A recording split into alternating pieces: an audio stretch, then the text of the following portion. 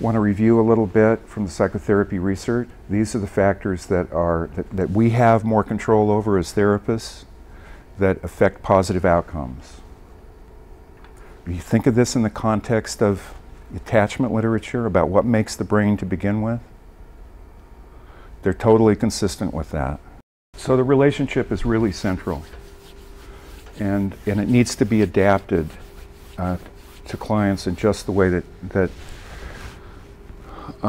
we adapt to our kids during adolescence.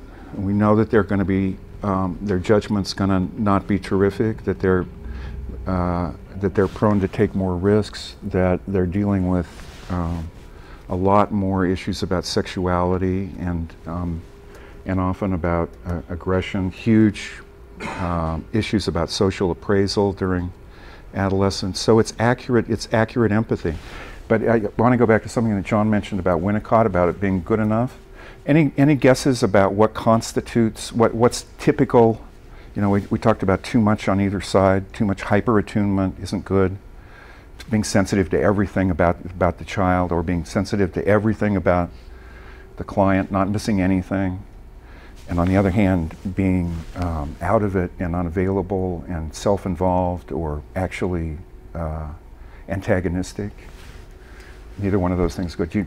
What would you guess would be the right mix of being really, really well attuned? This is from attachment studies, not psychotherapy studies. Any guesses?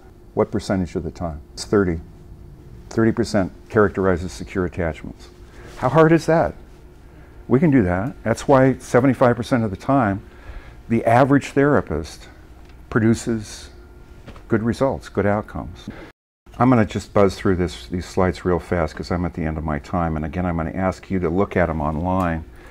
If you're just starting with this, what I would suggest, what you start with, is go on Amazon and get a $15, $20 model of the brain and keep it in your office.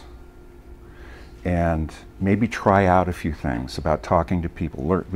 Get your basic neurophysiology down.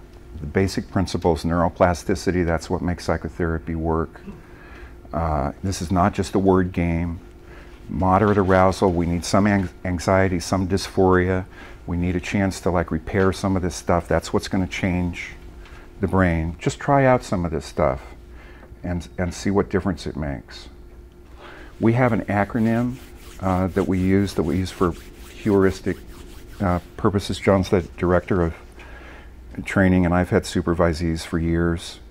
You think about the B is for brain, A is for attunement or attachment, S are these various systems there's wonderful books about psychoanalysis in the brain in the interior world, Solms, wonderful book about the brain and CBT, mindfulness-based CBT with depression.